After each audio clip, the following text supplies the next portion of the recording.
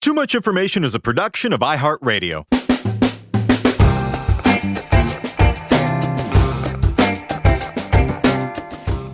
Hello, everyone, and welcome to Too Much Information, the show that brings you the secret histories and little-known facts and figures behind your favorite TV shows, movies, music, and more. We're your two Red Ryder BB guns of redundant, ridiculous remembrances. I'm Alex Heigl. And I'm Jordan Runtagh, and we're going to shoot your eye out with facts. Putting the proverbial horse ahead of the cart there, but that's right, we are talking about one of the single greatest entries in the holiday movie canon, the comedy So Nice they broadcast it twice, and then 3 times, and then 12 times at Christmas.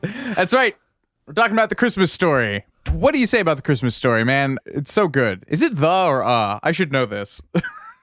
It's the, right? No, okay, we're going to find out live on air. It's a Christmas story? I called it The Christmas... Oh, wait, no, I did know that, actually. Okay. Okay, great. That's right, we're talking about A Christmas Story. A movie so beloved and ubiquitous, we completely forgot which article is appended to it. But that does not diminish my love for it. It's one of my dad's favorite movies of all time. It's a big dad movie, yeah. I think dads see themselves in the old man in this movie. Oh, 100%. Yeah. Fond memories of just leaving this on a loop, its loop every year. And like just you have as we'll find out. Just wandering into the living room and catching 20 minutes of it at a clip. You know what? I can barely remember if I've ever actually sat down and watched this start to finish. I think I've definitely seen it all dozens of times, but never start to finish. As we will cover, I don't think they started the loop thing until the late 90s. So at some point in the early 90s, we sat down and watched it. But yeah, I mean, its preferred format is, of course, watching it 20 minutes at a climb for 24 straight hours. But you like it, though, right? Oh, I love this movie. I love how begrudgingly sentimental it is. Like, it gives it a heart without the saccharine aftertaste. And it's also, like, a really weird movie. Like, why is there a bunny suit? Why is there a leg lamp? Why does the kid have yellow eyes, even though I don't think he actually does? Some of the iconography in it, like watching it back, you're like, this is borderline Lynchian. Yes! If you put all of that with like disquieting ambient industrial music under it instead of schmaltz, it is a David Lynch movie. You know, the dogs running through the house. Yeah, even at the Chinese restaurant at the end, it's like Eraserhead when they chop the head off the duck. Yes, exactly. Oh, that's so funny. And the creepy Santa. I mean, you're right, but it's so great. And, you know, the phrase "a major award" is huge in my family lexicon. I mean, fragile, that must be Italian. That joke kills every time. Oh, yeah. Incredible success ratio. And you know what? This movie probably introduced a whole generation, multiple generations, in fact, of kids to the concept of safety goggles when they play with their BB guns. Do kids play with BB guns anymore? Did you have a BB gun? Did video games completely kill that? I had a BB gun. No. Can was safe. Yeah. No, I don't. We went paintballing a couple times. But that's about it. Oh, that's much more high. No, we were a big lawn mowing family, and so like it really pissed us all off when they would end up in the lawn and go spinging out of the riding mower at high speeds. So. But yeah, this movie is just like your grumpy misanthropic uncle who complains about everything, but then gives the most touching toast at a Christmas dinner. I don't know where that analogy comes from. I don't have an analog for that in my real life, but just go with it. You have me. That's that. You know what? That's true. That is true. Well, from the cultishly adored Hepcat radio personality who authored the source material, to the director who went from a Christmas-themed slasher to a raunchy sex comedy to this, to the weird also-ran beverage that inspired the iconic leg lamp, here's everything you didn't know about A Christmas Story.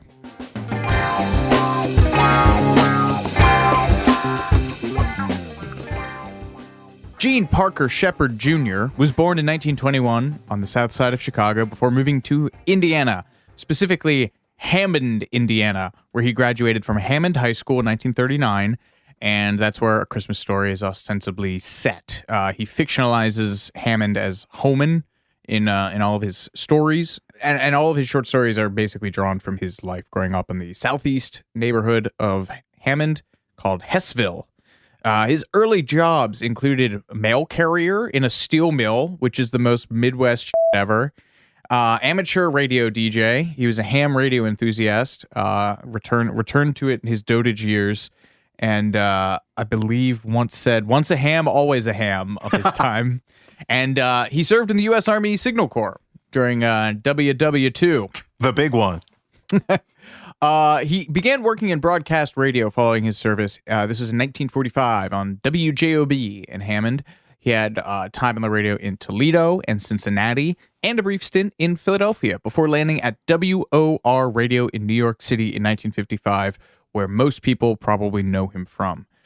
He was just famous for being one of these like fast-talking radio, basically a Garrison Keillor if he was like a beatnik era guy. Wickedly sarcastic, would just ramble and tell these long stories about his childhood and everything, and do weird stuff. Like he had this stunt where he made up a book called I, Libertine, because he was talking about how easy it was to manipulate the bestseller list. So he made up a fake book, he made up a fake author named Frederick R. Ewing, and mobilized enough people, listeners of his show, to actually land this fictional book on the New York Times bestseller list. How? I don't understand. People would call in and ask for it, or call books. Basically, he was encouraging people to call in to book distributors and like bookstores and be like, "Do you have I, Libertine by Frederick R. Ewing?" And the title of his biography that was written about him is Excelsior, you fathead, which was a phrase that if someone asked who published it, which the bookstores naturally would, that you were supposed to tell them, Excelsior, you fathead. So enough people, based on the strength of this, called into bookstores, and then subsequently those bookstores called publishers and called distributors, that this book, solely through word of mouth, ended up on the bestseller list, which was the entire point of the bit, was what he was trying to prove. So such was his influence. The 50s. Yeah, right. Shepard was wildly influential for his improvisatory, pseudo-beat poet stream of consciousness radio works. Steely Dan co-founder Donald Fagen paid tribute to him in a piece in Slate in 2008, and Jerry Seinfeld said on a Seinfeld commentary track that he, quote, learned how to be funny from Gene Shepard. And Shepard was occasionally described as the inventor of talk radio, which I guess, given all we know about him so far, kind of makes sense. Mm-hmm. His WOR stint lasted 2 decades, which is astonishing because I have never heard of him before this. And usually he started every episode with 15 minutes of him reading bizarre news stories before segueing into improvised poetry and spiels and short stories and just kind of pranks. And pranks, whatever was on his mind, really. And the jazz beatnik tastemaker crowd cottoned onto him purely on the basis of his radio work, because again, it really bore a lot of resemblance to kind of beat poetry, improvisation word stuff jazz, that was going on. Ha, exactly. Like Maynard Ken Nordine. Did you ever listen to Ken Nordine? No. He was a big Tom Waits guy. He had this thing called word jazz, where he would there's like stuff of him on with Steve Allen on the Tonight Show, where Steve Allen's like playing jazz piano and Ken Nordine's just kind of like narrating noir stuff. Yeah, it's a lot of the like, hey, like all the Bruce. Tom Waits, all the like early drunk Tom Waits stuff before he gets into Beefheart territory of like when he's doing like Emotional Weather Report and some of those like really heavily spoken word things Ken Nordine was a huge guy for him. So such was the milieu of the time. Very interesting. He raised money for John Cassavetes movies, and he eulogized Jack Kerouac when he died in 1969. He's buried in Lowell, Massachusetts, near where I grew up. And he was reportedly the inspiration for Shel Silverstein writing the song that Johnny Cash later made famous, A Boy Named Sue. Supposedly, when Steve Allen retired as the first host of The Tonight Show in 1957, he suggested Gene Shepard as a replacement. So, a storied past for this man who wrote the stories that A Christmas Story was based on. Also, the jazz nerd in me would be remiss if I didn't mention that at some point, Shepard became friends with legendary bassist and composer Charles Mingus. Mingus had this kind of one of his many pet projects with his own music was combining written word and music and poetry. There's a record called The Weary Blues that's him doing the music and Langston Hughes reading his poetry. And he wanted Joni Mitchell to adapt some of T.S. Eliot's poems later in his life, and that's what led to the Joni album where she does Mingus compositions. So all of which is just that there's a Mingus record called The Clown, which has this truly horrifying cover art of Mingus as like Pagliacci. He looks more like John Wayne Gacy than Pagliacci, but There's a track on there called The Clown that is just Mingus loved the radio show and just had Gene Shepard come down and improvise this narration around this this jazz tune. Give me 1,000 guesses. I never would have guessed that this was this was the mind that birthed A Christmas Story. Although, given everything I said about what a weird movie it is, I guess it kind of makes sense. Well, beginning in June 1964, Gene Shepard started porting his radio stories over to Playboy magazine for publication, honing in on those that depicted his childhood in Hammond, Indiana, which he fictionalized, as you said, as the town of Holman. And Playboy founder Hugh Hefner reportedly said that Shel Silverstein encouraged his friend Gene Shepard to turn his radio stories into prose, but initially Gene Shepard resisted, saying that he wasn't a writer. Hugh Hefner would beg to differ. He published 23 of Shepard's stories in Playboy, and he often would play A Christmas Story late at night in the Playboy mansion, which I find weirdly horrifying. Yeah. Given what we've since learned. Yeah, exactly. Yeah. Shel Silverstein wore Gene Shepard down by recording the stories that he broadcast on the radio and transcribing them for him before sitting down with him and trying to work them into a proper short story. Incredibly touching display of friendship and belief in his creative power. I think that's wonderful. We should all have a friend like that. A Christmas Story loosely threads together 5 stories that Shepard had written for radio and published in Playboy and also in his novels. 4 of these stories were collected in Shepard's 1966 novel, In God We Trust, All Others Pay Cash, which is a great title. The 5th story, the story of the old man's war with the neighbor's dog, the Bumpus Hounds. Again, the lexicon of this movie is so great. The Bumpus Hounds. That appeared in a later book that he published in 1970, Wanda Hickey's Night of Golden Memories. This guy has a gift for titles. He really does. Parsing whether these stories are fact or fiction is not really for us to do here. He famously resisted any attempt by people to pin down what exactly was real and what was embellished. There's a rabid fan base for this guy online, and a lot of people have successfully, by doing weird stuff like looking up Hammond, Indiana high school yearbooks, pinned down specific characters from these stories as existing. His father was confirmed by the 1930 federal census record to be a cashier at the Borden Milk Company, and his younger brother was indeed named Randy. So at least that much was true. I can't put my arms down. It's so good. I don't have a segue for this. The film's director, New Orleans native Bob Clark, he grew up poor and initially majored in philosophy at college, scoring a football scholarship in Michigan where he played quarterback, and then he moved on to the University of Miami, both of which are football schools, where he studied theater and later turned down offers to play professional football.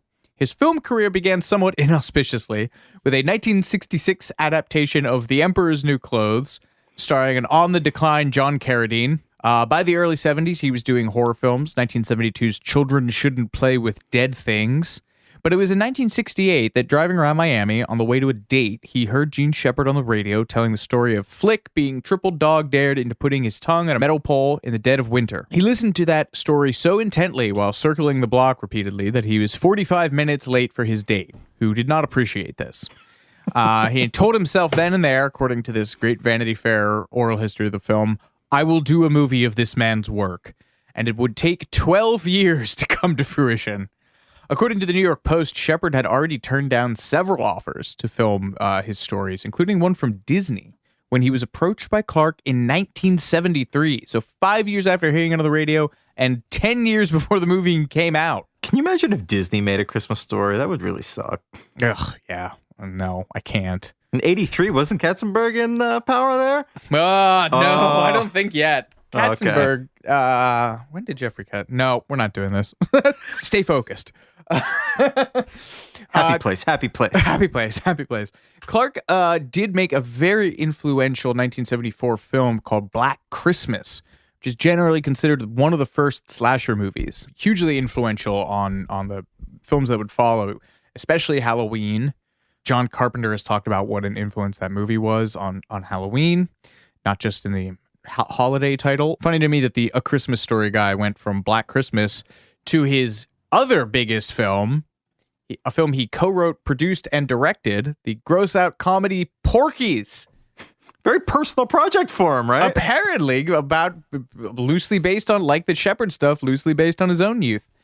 That movie has been, I think, so eclipsed by its descendants, most notably American Pie and everything, all the American Pie imitators, that it is easy to forget that that was the third most successful movie of 1982, briefly one of the top grossing films of all time in the U.S., and also briefly the most successful comedy in film history. Wow. And that got him the juice to get Christmas Story adapted. I've heard various accounts. The studios either wanted him to do Porky's 2, which he eventually did do, or another horror movie. And he said, okay, if you'll give me money to do A Christmas Story. So MGM turned their pockets inside out, because as we will discuss later, they were not in a good place in the mid-'80s. Gave him $4.4 million for this. And according to a 2013 book on the making of Christmas Story by Cassine Gaines, Clark was so eager to make this movie that he gave up his director's fee and tossed $150K of his own money into the budget. Shepard himself, along with Bob Clark and Shepard's third wife, Lee Brown, wrote the screenplay. By this point, Shepard had left WOR in 1977 and would later be openly contemptuous of his time in radio, calling it just another gig. Has he liked anything that he's done? No, he didn't like anything at all. Oh, good. Okay. Another thing that Gene Shepard was openly contemptuous of was the film's title. He said, I fought it all the way down the line. He's talking to the New York Post. It was based on a story called Red Ryder Nails the Cleveland Street Kid, and I could accept that was too long for a marquee. But my original title was Santa's Revenge. That is a good title. That's why he liked the Christmas slasher movies so much. Right, he was sick. Shepard continued, we argued over dozens of titles, then finally settled on Boy's Life after the magazine. It turned out that Steven Spielberg owned it. Of course he did. It was the original title of E.T., and he refused to give it up. Finally, by osmosis, and this is what causes Watergates, you settle on one that nobody can get mad at, but nobody likes. A Christmas Story. Incredible quote. The man was a quote machine. Gene's, years on radio, free associating. I did not know that was the original title for the shooting title for E.T. Was it a real working title, or was it like a dummy title, like Titanic was Planet Ice? It might have been the code name for the shooting. But I guess you can find this script up there still under the name A Boy's Life. The IRL Shepherds lived in various places around Hammond, Indiana during the 1930s. They moved into their house at 2907 Cleveland Street in 1935, which is a slightly over 1,000 square foot bungalow dating from the early part of the century. And there is a carving in the attic containing the autographs 17 years old, Gene Shepard, February 18th, 1939, and 15 years old, Randy Shepard, February 28th, 1939. The only reason I mention that is because they scouted 20 cities for production, finally setting on Cleveland for the exteriors and Toronto for the interiors. They did film during the winter in Ohio, but there was no snow that year, and consequently they had to import snow in from ski resorts hundreds of miles away, or use snowblowers to cover up the trees. And at that time, apparently the technology was not great, and they had to run these things for 24 hours to get enough snow to shoot in. And then when the weather warmed up and neither of those became options, they used potato flakes, an old Hollywood trick. That I didn't know. Oh, yeah, dried potato flakes. That's what they used to use on TV as well. Or shredded vinyl to dress the sets, both of which don't particularly sound very the EPA friendly. And then even worse, in the scene where Ralphie and his brother are fleeing Scott Farkus. In the scene where Ralphie and his brother and friends are fleeing the bully Scott Farkus. I'm keeping that. Firefighters foam that they are trucking through. So, man, remember when the Ohio River caught fire? That probably wasn't related to the filming of this movie, but it also probably didn't help. Supposedly, the decision to film in Cleveland came down to the department store Higbee's, which is a real-life department store that allowed them to film there at nights and left its Christmas decorations up for them, as did a lot of the other parts of the town they shot around. I always assumed that was a fake department store because it sounds like such a made-up name, but it is real. The place that Higbee's used to be is in the center of town. It's now a giant casino in Cleveland, where I've actually been on several occasions. It's actually kind of cool. You can sort of tell it was an old department store because there's these huge atriums and massive escalators, which might be the ones that Ralphie and his family went up on. The house that plays the family's home in the film, in the role of itself, was built in 1895, and it was auctioned off on eBay in 2004 for $150,000. You can't get a damn studio apartment in Cleveland in 2022 for $150,000. Yep. The new owners restore. It's like the Silence of the Lambs house that's been like vacant for years. That every 2 years, like clockwork, when I was working in news, that house would pop up again. People would be like, "You can buy Buffalo Bill's house," and everyone was like, "No, thank you." Wait, really? I've never heard that. Yeah. Oh, that's amazing. Oh, I was wrong. It did sell. It sold last year. The 3-story Victorian sold for $290,000. Perryopolis, Pennsylvania, just an hour from Pittsburgh. You're gonna turn it into an Airbnb?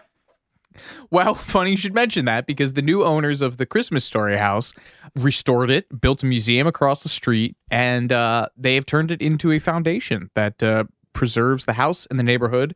They sell a 2-night stay there around the holidays every year and funnel the proceeds back into preserving this historic home. And they sell a lot of Christmas Story stuff, and a lot of the trivia we found out from this episode comes from their site. Oh, Cleveland loves that house. Like, I was in Cleveland in the spring, and like that's very high on all the like Cleveland tourism stuff, like year round. Like, people flock out to this little suburb and go check out this house. And yeah, they redid the interiors to match the way it was in the movie, even though those were filmed on sets in Toronto. Became a designated landmark in Cleveland and has welcomed over 1 million guests since opening in 2006. And did you hear about this? There was some news story earlier this year about the guy who played Grover Dill, who's like the little toady kid who pals around with the bully. He was trying to get a consortium of ex-Christmas Story actors together to buy it, I guess. But then I'm kind of unclear as to what happened, but he got into some kind of physical fight with the current owner of the house, like outside of the house. Gene Shepard really messy. Would have loved that. Oh, I'm sure. Oh, yeah. I mean, it's perfect. I mean, this is such a dysfunctional family. It's such a perfect story for it. But yeah, like TMZ did several stories on this. So I'm not really sure what the latest is with the ownership of that house. But interestingly, the actor who played Randy, who plays Ralphie's little brother, he actually moved in to the Christmas Story house decades later in 2010. So this would have been 23 years after the movie. The actor's name is Ian Petrella, and he moved into the house after quitting acting to pursue graphic design. And he befriended the owner of the house and asked if he could reside there for a few months. And he moved into the 3rd floor and gave tours and hosted meet and greets with visitors. Brilliant idea, because you're adding value to this guy's house. He can charge some extra bucks to the tours because you're getting an actual tour from, Ralphie. I'm honestly shocked more places don't have that as like a bit. Like they're like you're a struggling hey, I filmed actor. A movie here. Yeah, move back into this place and give tours, and it'll be like a symbiotic relationship. Yeah, free room and board, and maybe even some extra kickback too. I don't know. I thought you were gonna say maybe some mouth stuff. Keeping that. As you meditate on that, we'll be right back with more Too Much Information after these messages.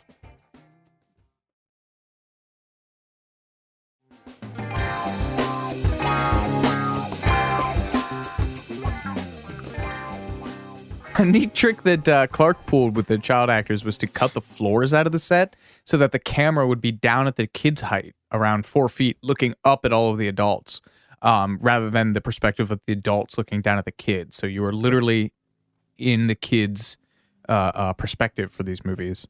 Muppet Babies and Charlie Brown style. Yes, Muppet Babies, an unheralded influence on this film.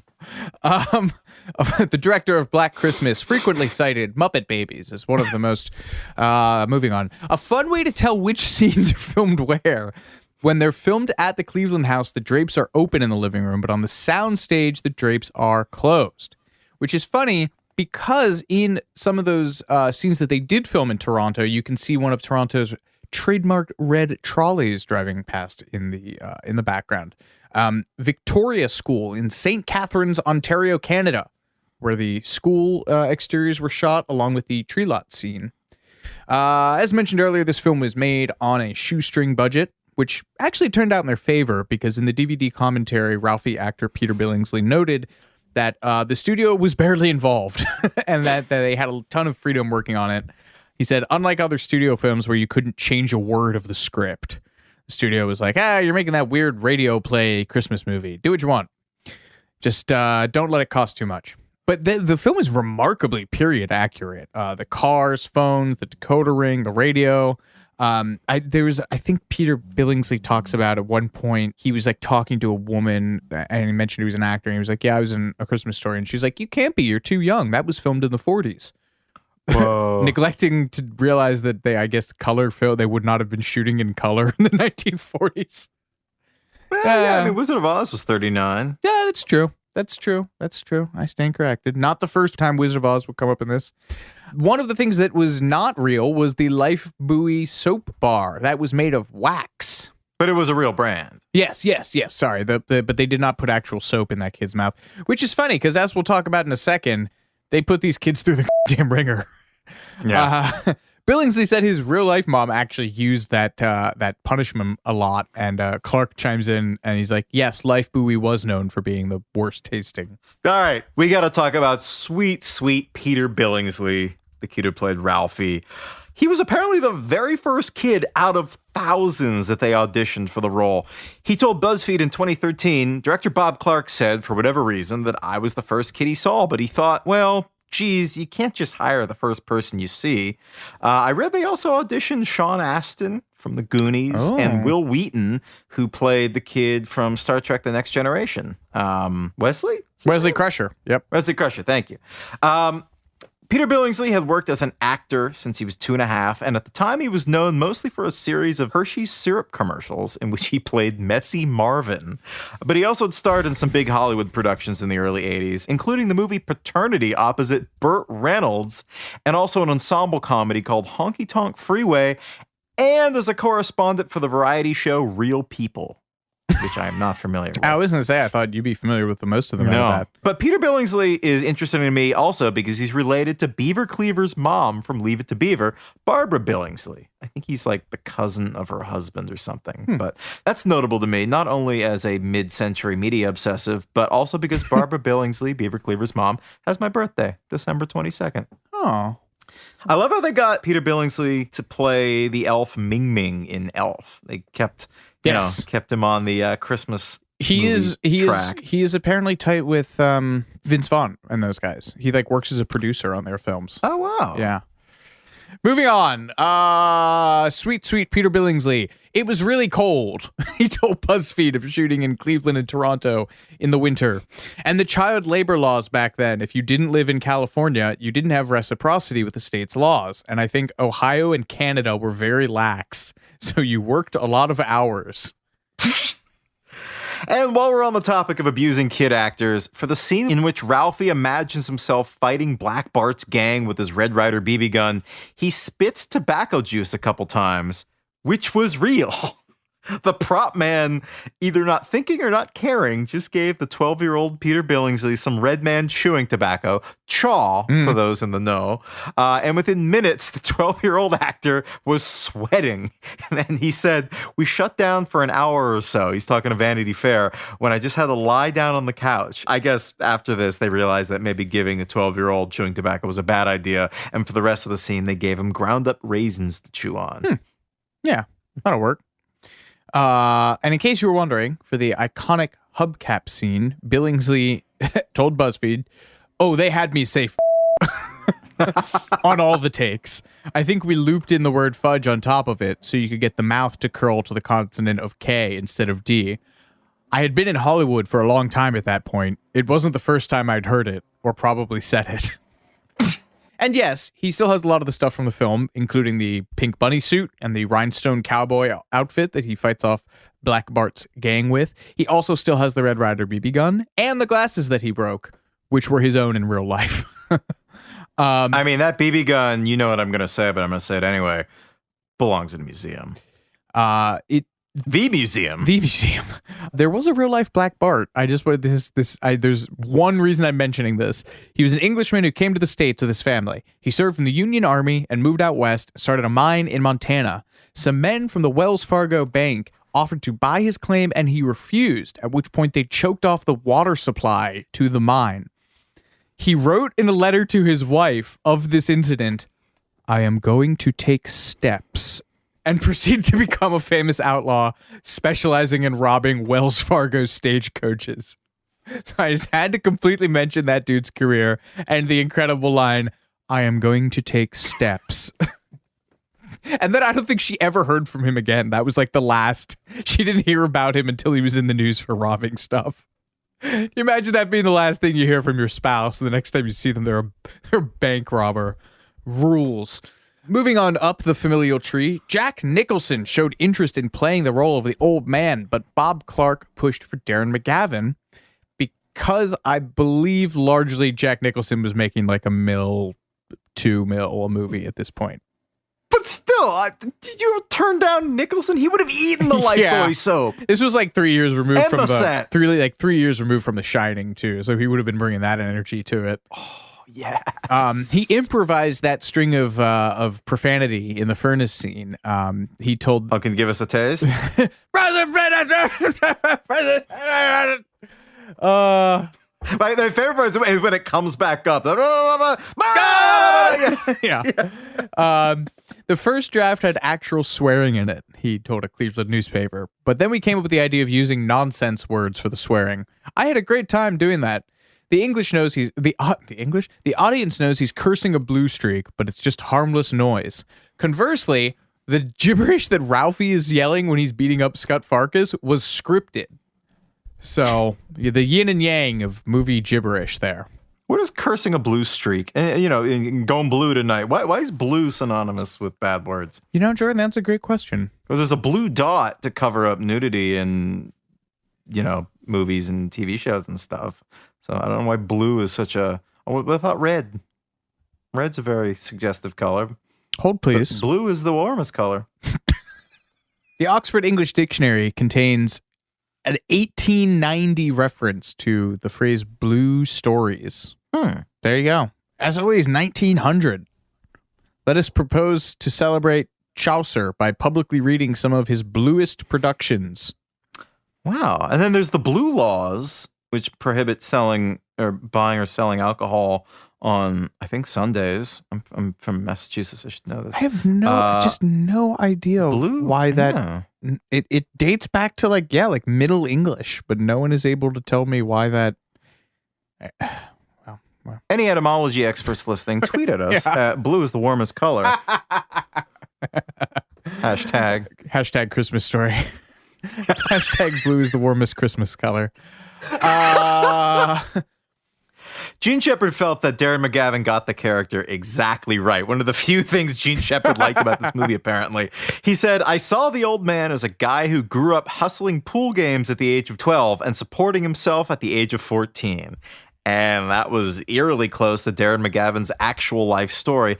His parents divorced when he was 11 years old, and he was placed under the custody of his father, who immediately boarded him with strangers while he worked as a traveling salesman. And McGavin ran away and was subsequently sent to Catholic boarding school, which he ran away from, again at the age of 16, and lived as a runaway under a wharf in San Francisco. Good Lord. Director Bob Clark would later say, "I love Jack Nicholson, but thank God he didn't end up getting the part because Darren is the old man." Yes, indeed. My favorite detail about this character is that he's notably not one of the three adults in the film that Ralphie mentions the Red Ryder BB gun to, but he just got his son the exact Christmas gift he wanted anyway. Which gets back to what I said about the whole, the grumpy uncle who then on Christmas Day gives the most beautiful, touching speech. The whole movie is this kind of terrifying figure that really you don't see a lot of redeeming qualities for. And then the look on his face when Ralphie goes behind the couch or the tree or whatever it is and pulls the present out. Yeah. It's very sweet. It's very, very sweet. One thing that the old man is not is a period-accurate sports fan. In the beginning of the film, he becomes irate after reading in the paper that the White Sox traded Bullfrog. but the White Sox never traded Bill Bullfrog Dietrich. They released him on September 18th, 1946. But the film is ostensibly set in the late 30s or early 40s, which would make that sports pronouncement 6 years anachronistic. He also refers to the Chicago Bears as the Terror of the Midway, which is not their nickname. It is the Monsters of the Midway. There are all sorts of confusing signs about when this movie's supposed to take place, and it makes me wonder if it was intentional just to keep it vague and kind of throw people off the trail. First, Ralphie's mom mentions a Bears versus Packers game, which happened in 1941. And then there's the Little Orphan Annie decoder pin, which we'll talk more about later, shown in a scene, which is the same model that came out in 1940. And there's a calendar in the Parker family kitchen that has December 1st on a Friday, which took place in 1939. So make of that what you will. And I don't know if this is going to ruin anyone's enjoyment of the film, but according to the film's shooting script, the old man's name is Frank. That scans. There's been a long rumor that his name is Hal because of the exchange with the neighbor where he says, damn, Hal, you say you won that? He's actually saying damn hell, according to the shooting script. No one in history has ever said that. Damn hell. Are their last names ever mentioned in this movie, the Parkers? I don't remember that at all, but while researching this, I kept seeing that they're the Parker family. I don't know. That's a blind spot in my research. Look that up while I read this. Clark saw the actress who plays the boy's mom, Melinda Dillon, in Close Encounters of the Third Kind. He said that was all he needed to cast her as the mother. That is our second Spielberg alien movie reference. The Parkers is their name? Yes. Tremendous. Frank Parker. You heard it here first. For the scene in the Chinese restaurant, Chop Suey Palace in Toronto, where that's actually set, her surprise when the duck comes out with its head intact and they all start singing, that was real. They intentionally gave her the wrong script pages that day. So she was baffled, surprised, and anew by all of that happening. It's so great. She clearly cannot stop laughing at it. Well, and then they take out the axe and just... Oh, yeah. She just the screams. Yeah.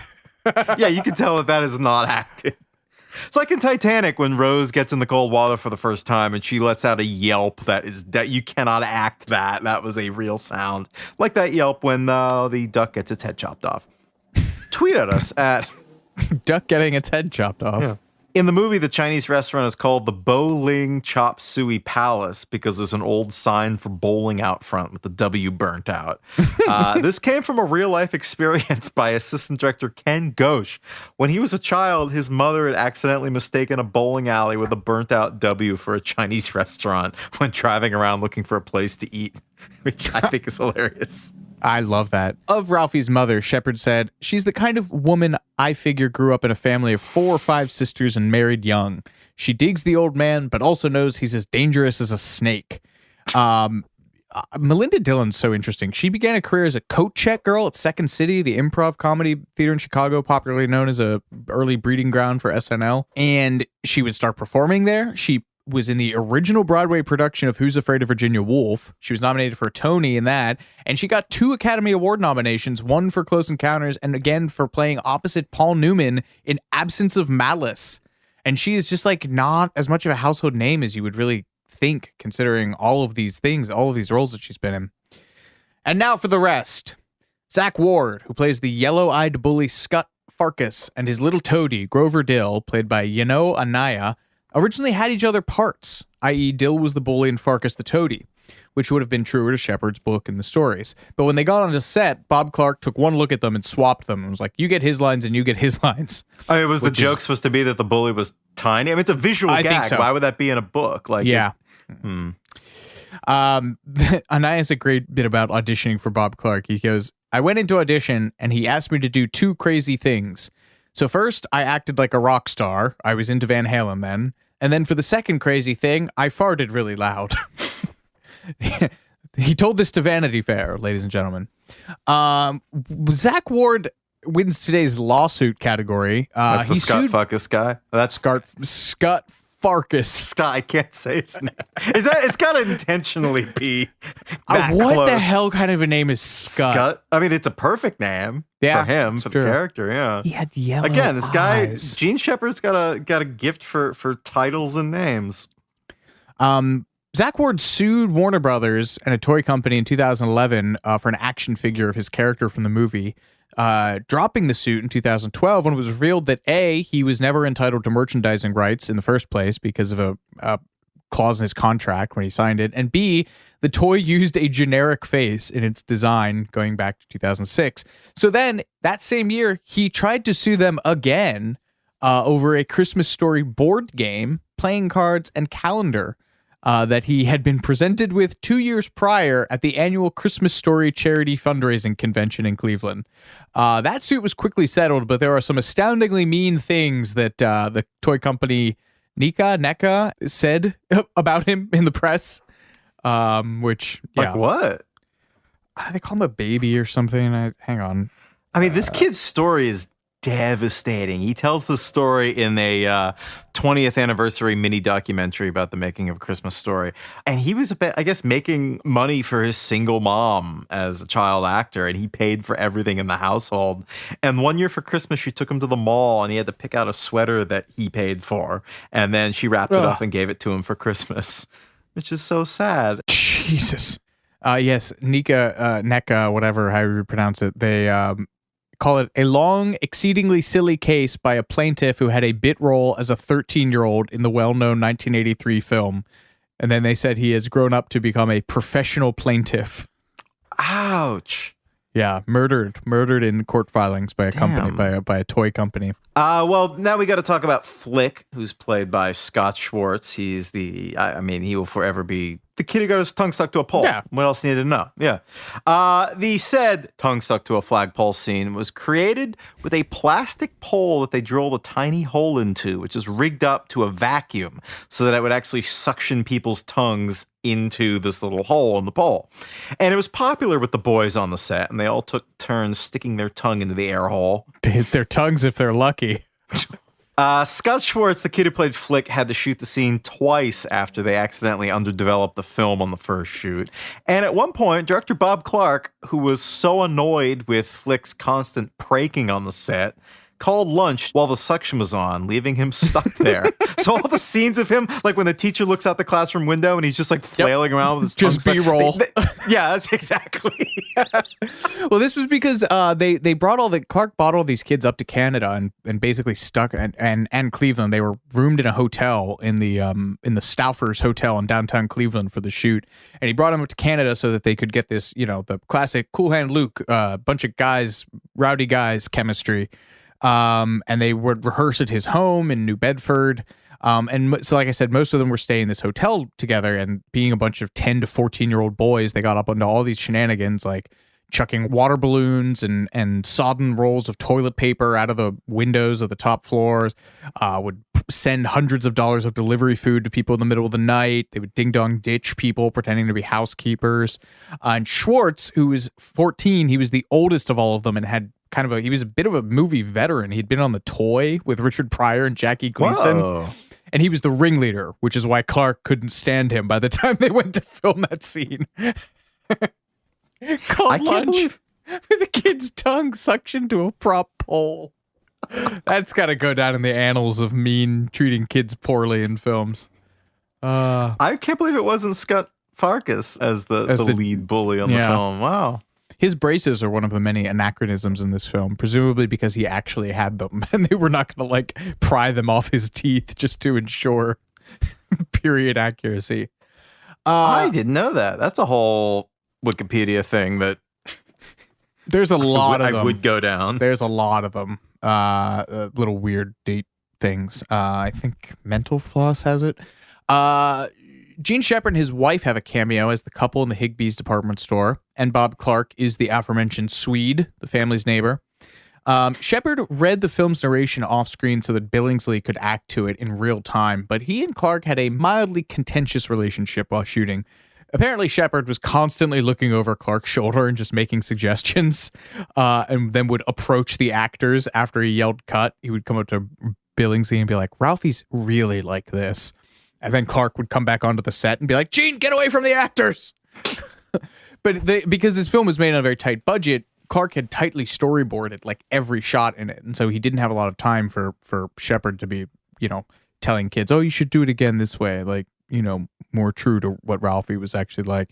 And then so Clark finally just barred him from that. Shepard retired to Sanibel Island on Florida's Gulf Coast and passed away in 1999, 2 years after Turner Broadcasting began its tradition of the 24-hour Christmas story marathon. We're going to take a quick break, but we'll be right back with more Too Much Information in just a moment.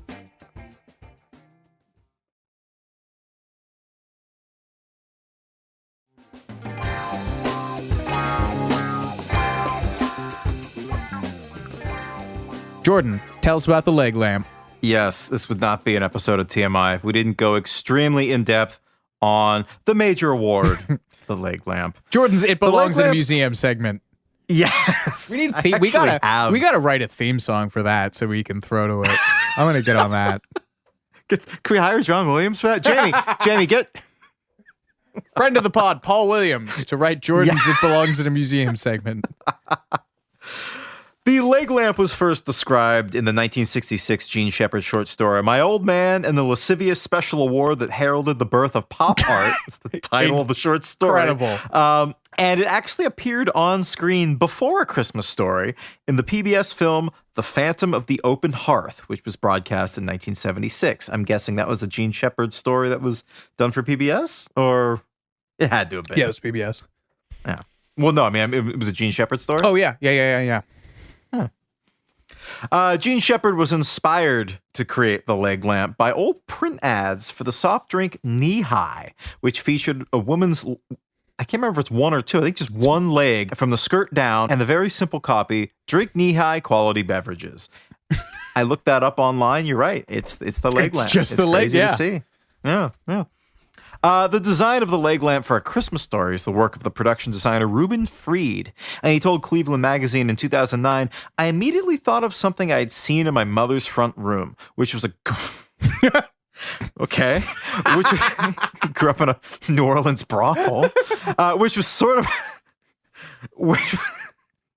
which was sort of a gold-colored silk lampshade pleated with fringe around it. I thought of it immediately and never thought of anything else. I assume he means just while designing this leg lamp. Just that classic big ugly shape. And he drew a couple of quick sketches that Gene Shepard approved immediately, and they cast a real woman's leg to use for the design. It's like plaster cast, like Cynthia Plastercaster, but PG-13. If you or a loved one was cast for the design of the leg lamp, you may be entitled to residuals from Ted Turner. Please get in contact. Scott Fuckus sues. Oh, poor Zach Ward. With your Dickensian life. Here we are just piling on. Clark didn't let any of the boys on the set see the lamp until they were shooting, so Ralphie's glazed-eyed stare as his hand glides up the lamp was real. Was that his genuine reaction to that? Yeah, again, just like Cool Hand Luke when they didn't tell anyone the woman was going to be on the set. They were just let all these horn dog preteen boys see this fishnet-clad leg lamp. You get Peter Billingsley's genuine reaction of awe.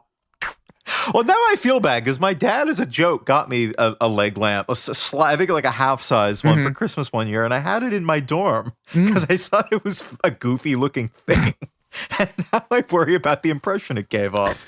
I just thought it looked surreal. I thought it looked like a Man Ray thing. The birth of pop art. Oh, yeah, exactly. Yeah. R.D. Robb, who played Schwartz on the DVD, said, I loved the leg lamp. That thing was sexy as hell.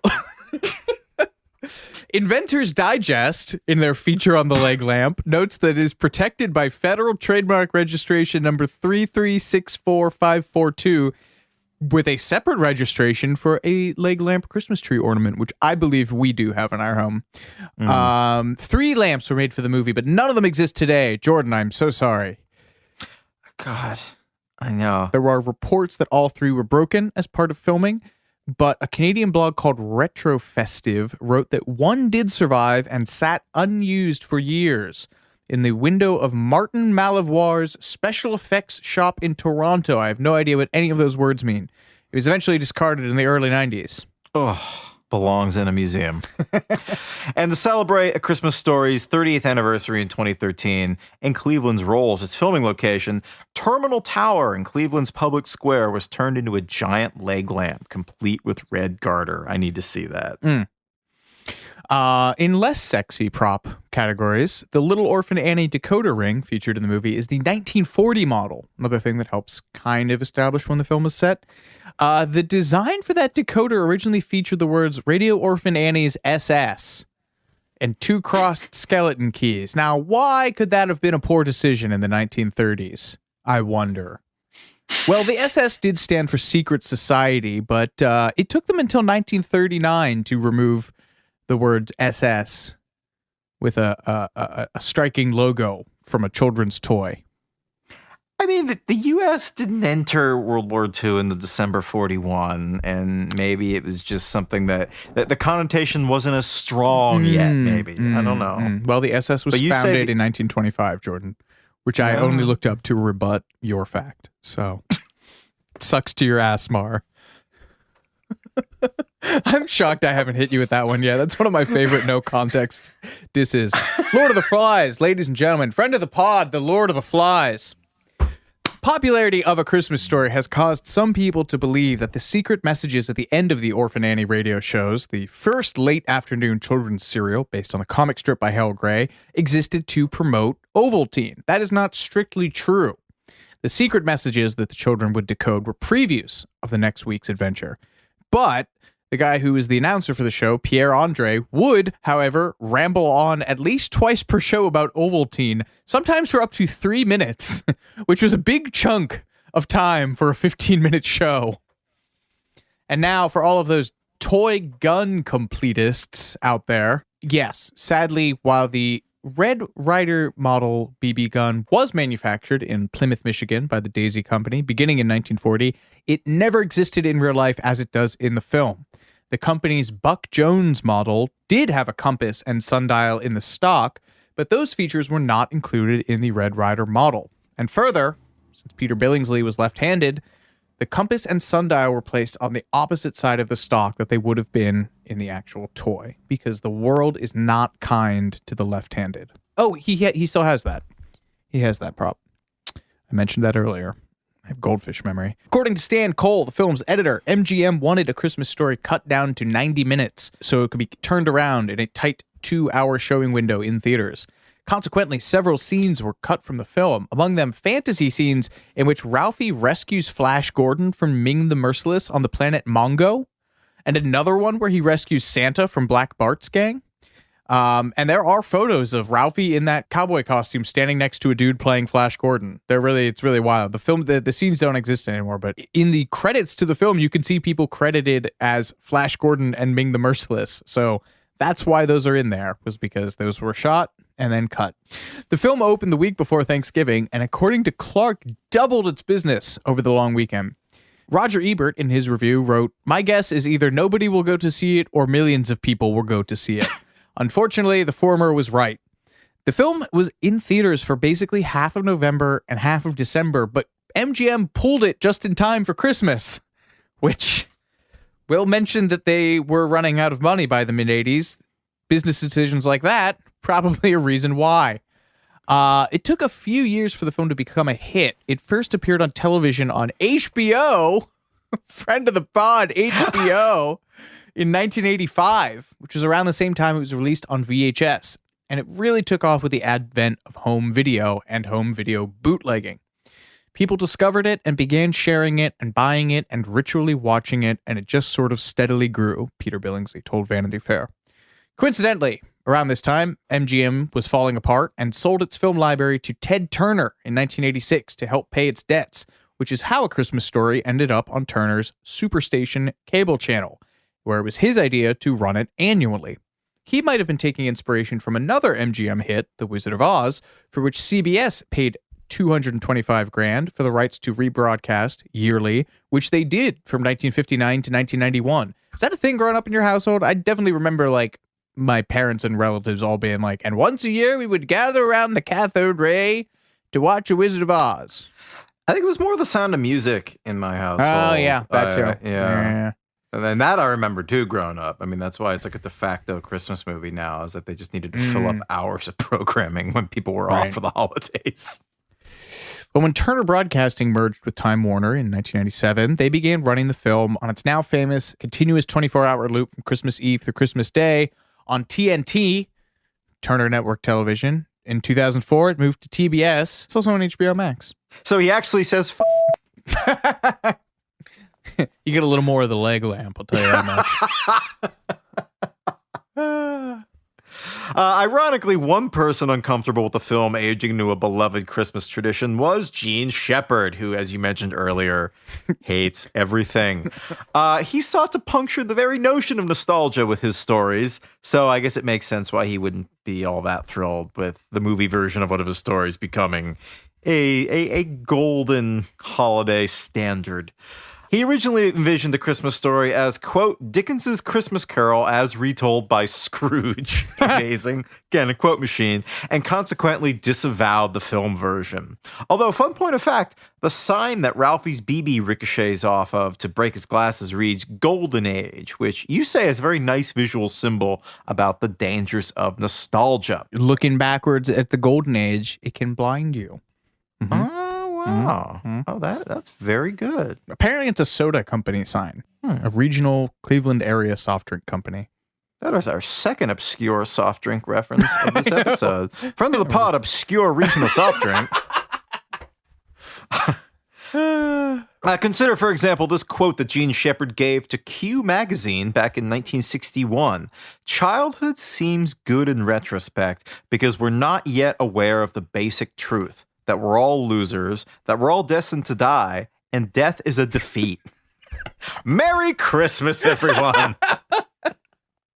Just picturing Santa saying that as he's kicking Ralphie down the slide. Yeah. Ho, ho, ho. Death is a defeat. Supposedly, Gene Shepherd really didn't like the show The Wonder Years, which premiered in 1988, just after A Christmas Story became popular. Wonder Years co-creator Carol Black told New York Magazine, "We played around with writing a screenplay that used narration as a device. We started to think that there was a lot of potential fun in that, because you can really play with the contrast between the narrator's point of view and what the characters are doing, and you can go inside their head and expose what they're really thinking when they're saying something different." And then we just sort of jumped from there to thinking that effect is accentuated when you have an adult narrator looking back on childhood. Again, these are all the things that goes into Daniel Stern's voiceover for Kevin Arnold. Yeah, so you're a big Wonder Years guy. Have you heard this about this before? I dimly remember hearing this. I think there's like an A&E biography about the show The Wonder Years, and they talk about A Christmas Story kind of being in the air and being one of the things that was an influence on it.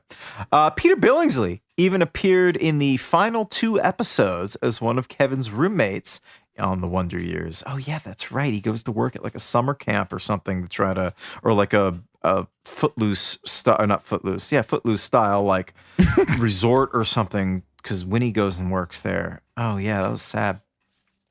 According to Excelsior, you fathead, The Art and Enigma of Gene Shepherd, the Gene Shepherd biography you mentioned earlier, Shepherd singled out The Wonder Years, along with Garrison Keillor, as work that he thought heavily cribbed his style. And yeah, I can really see how Kevin Arnold's dad, Jack, on The Wonder Years is really similar to the scary dad on A Christmas Story. That makes a lot of sense. But let us look on to happier things, which is namely this beloved movie's legacy. Peter Billingsley gave this great quote to Vanity Fair that I really love. He says, "I don't know if it was the first, but it was certainly one of the best embodiments of a real family. There's tension, there's some fear of the father, there's anxiety in the household, there's very much a sibling battle, there's a mother trying to hold things together and hold her place, there's probably financial trouble, the father's do-it-yourself aspect of the household. Yet through all that, there's a genuine sense of love and protection within the house, and yet the words 'I love you' are never uttered in the movie. Still," he says, "one of the last shots is just that simple gesture of the father touching the mother for the first time in the movie. And in that moment, it says all you need to know about their relationship. It tells you how that guy loves her, he's there for her, and that's it." I want to go out on this quote. Joan Didion famously wrote, in a line that could have summed up Gene Shepherd's entire life, "We tell ourselves stories in order to live." The actor playing the old man himself, Darren McGavin, unintentionally hit on a parallel with that in an interview that he gave to the Plains Dealer. Asked about A Christmas Story, the reporter said McGavin fell silent and lowered his head before looking up, smiling, and saying simply, "It will live." And it will. Our feelings about the stories we tell ourselves can change, sometimes for the better, sometimes not, but they will live. And that is all anyone can hope for. That and a Red Ryder BB gun.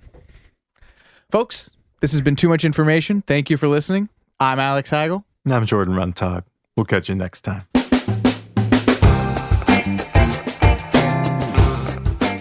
Too Much Information was a production of iHeart Radio. The show's executive producers are Noel Brown and Jordan Runtagh. The show's supervising producer is Michael Alder June. The show was researched, written, and hosted by Jordan Runtagh and Alex Heigl. With original music by Seth Applebaum and the Ghost Funk Orchestra. If you like what you heard, please subscribe and leave us a review. For more podcasts on iHeart Radio, visit the iHeart Radio app, Apple Podcasts, or wherever you listen to your favorite shows.